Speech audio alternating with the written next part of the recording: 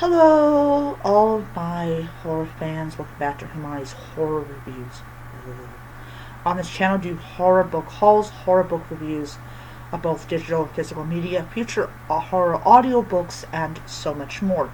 So I told you in the previous video, I was going to show you the book that I'm currently reading. And this is The Haunting of Maddie Clare by Simone St. James. I am currently on chapter 5. This is her debut novel that she published back in 2012. And I had never heard of her at all. So I'm really excited about, I was excited about buying this book because I had one of her books on my Save for Later. And of course now I own it, so I have yet to go back and get it. I will be absolutely honest. If I can find the book on Barnes & Noble, I will buy it off of Amazon because I want the book. I want to read the book. So I don't really care where it's coming from as long as it's in my hand and I can read it. So what this is basically, it takes place in the 1920s in England, so it's very like English.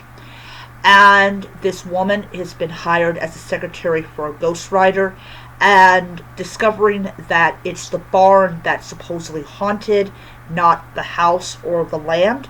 So we'll see how that goes. I've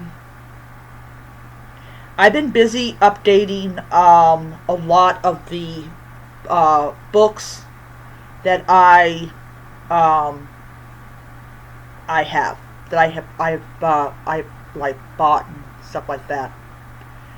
Yeah, I just want to make sure that like all of them are accurate about, so yeah.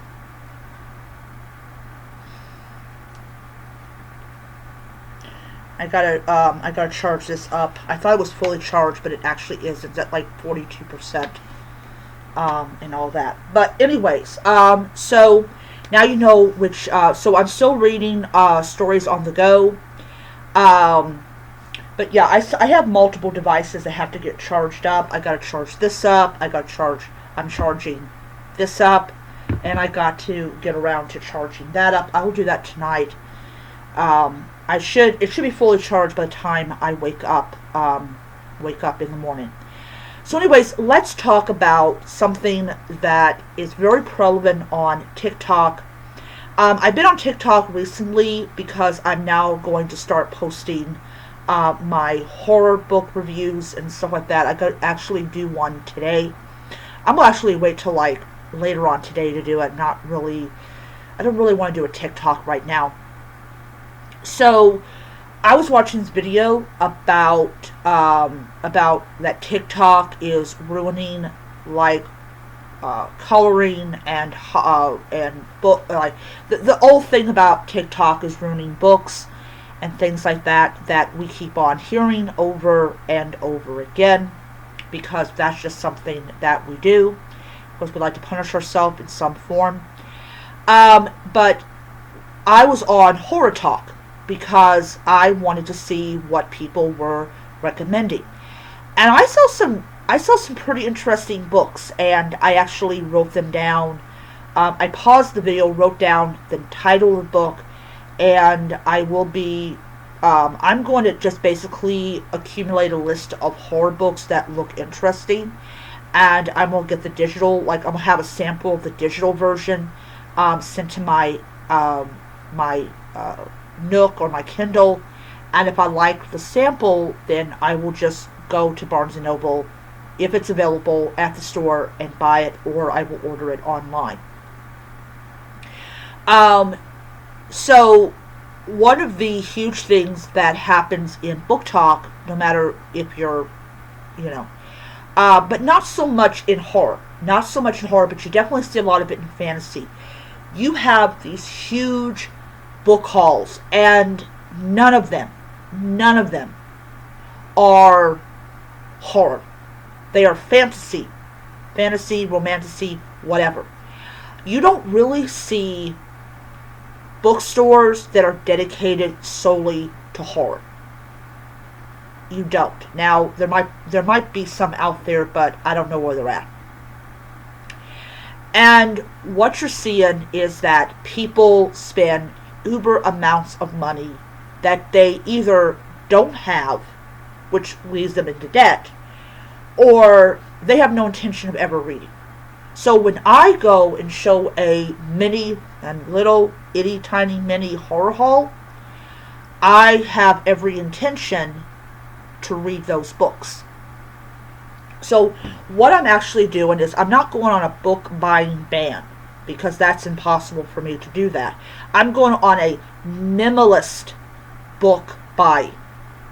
So like this week, I'm getting 2 books. One I've already read, so that's automatically go on my bookshelf with the spy facing it. The other one has this haunting woman. I can't remember the title of it, but it's going to have the pages towards me. And during the summer, I'm going to read that book, because I am on a big horror kick, and I want to read more horror. So, of course, what I buy, you're going to see a review of it in a month or 2. Now, I have 9 fantasy books on my bookshelf, not talking about the ones above it, on my shelf that I have not read. And I am not going to read those books until next year, because I'm actually going on a fantasy ban. A fantasy ban. And essentially, what it means is I will not pick up another physical fantasy book until next year. Not only will that save me a boatload of money, but I won't feel like that my physical fantasy shelf is getting overloaded with books. But horror and cozy mysteries, and of course some period fiction, I'm definitely going to be buying. But those are going to be like far and in between, because if I can get it on ebook, I will do it, because that's just what I'm going to do. And speaking of ebook, I'm almost done with Strangled Eggs and Ham. I'm like at 71% of that book done. I will definitely have the book read by Wednesday, so I'm going to read it. I'm actually going to read it like later on today, and then I'll finish it up on Wednesday. And that will be a book from, I believe, March that I finally finished. So very happy about that. Very, very happy about that. But that's the thing. That's the thing. I'm watching this video, and this one TikToker, I believe she has 700, but I believe she has 733 unread books. And she was like, oh, I'm going to own, I'm not going to buy any more books until I get the books that I'm done down to 0. And I'm like, okay, that's a good plan. But then she continued on, there's always a but she continued on and said, oh, I'm going to buy like 1 book a month. Okay, with me, I consume more books than I bring in. I do. I'm a speed reader. If I can sit in a corner for 2 hours and read a book, I will do. Like tomorrow, like today, I'm going to be up at 4. And I am going to take my Nook with me. And I'm going to be in a corner for 2 hours reading whatever book that I'm reading. 2 hours. I get a lot of reading done in 2 hours. So that is what I do. And then when I'm on my break, I read for another 30 minutes. So the total time that I spend reading a book at my job is 2 hours and 30 minutes. That is how I get through all my books. Because I prioritize my reading time and I get more stuff done. Now, there will come a time when I will officially have no more books to read on my physical TBR. And what does that mean? It means that I go out and buy more books. Now, to be absolutely honest, to be absolutely clear on this, when I run out of books to read, I'm generally going to buy 1 or 2 books, maybe 4 books. And the reason for this is that I don't really feel like dragging 8, 9, 10, 11 bags full of books. I don't. So like when I go to Barnes & Noble in June with my second paycheck, and I'm going there to buy another Grady Hendrix book, but I'm also going to purchase a gift card. And those gift cards are going to be used online. So I will get maybe like $100 gift card. Or I may go on to like Amazon and buy more gift cards. And I'm going to take all those gift cards and I'm going to put them in a box. And then when I have read all of my physical TBR books, including the fantasy books, I will sit down and I will pull one of those out, and I will buy books. Now, of course, you gotta watch the stuff on it because, you don't know, I don't know like how long it is before I get an email saying, hey, you need to use your gift cards. But that's what I'm doing. Because I am not going to be the kind of person that has 733 books and I've not read a single one of them. I don't buy books for aesthetics. I buy books to read them. I buy books to enjoy them. And yeah, I mean, I will sit there and like, oh, there's a free book. And I look at it. Oh, I would love to buy that book. It's free. Okay, good. I'll click it. One book. But I know by the end of the week, I would have consumed 2 or 3 ebooks because of how quickly I read them. And it is so important for me to consume more than I buy. Because I didn't start a BookTube channel to show you guys huge hauls of books. Now, I may do a giant haul in June. I may do it for the second paycheck, because the first paycheck, if it's big enough, I'm buying a Bobbapedic. That is important for me because I'm 45 years old and my back is not 11. No, it's not 11 years old anymore. It's grown a lot. And I need a mattress that will support my spine. That is important for me. That's the most important. That's more important than books, is to have a bed that my spine is supported. And then with my next paycheck, I will most likely go out to Barnes & Noble and just start buying books. Mainly, 99% of it will be horror.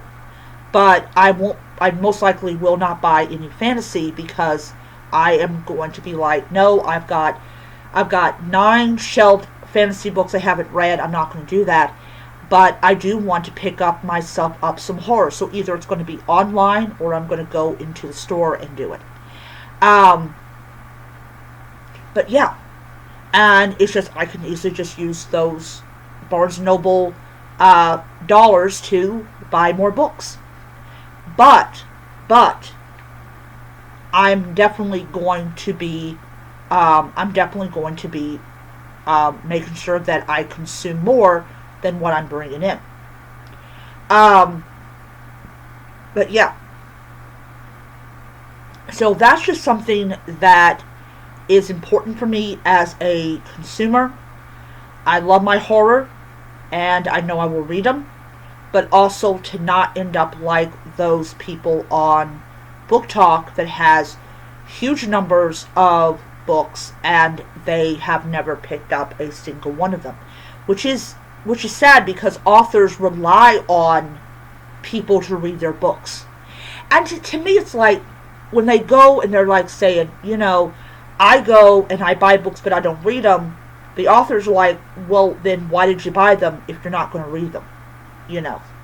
That's what they do. They spend their time and energy to write these books, and they want you to read them. That's why they do that. Anyways, so what I think is important is that we really, as people as a whole, look at how much are we buying, how much are we consuming in any kind of genre. It could be horror, it could be fantasy, it could be science fiction, whatever. And how can we improve upon that? Because we definitely need to improve on it big time. I think that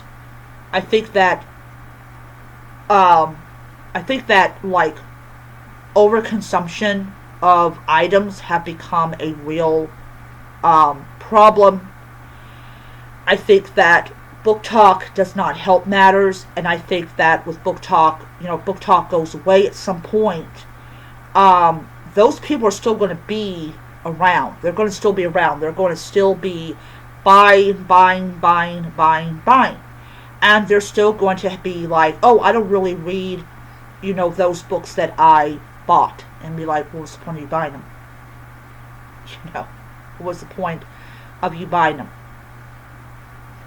But yeah, it's just one of those things that I really shake my head about. I really do. As a reader, as somebody who cares more about reading the books than collecting the books, I think that it is I think it's a problem.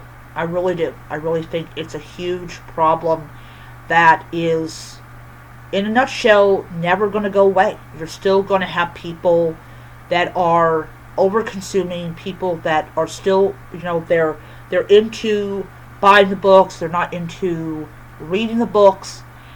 And how I myself keep from having piles and piles and piles of books is I get them on Kindle, or I get them on Nook, because they're not on a shelf.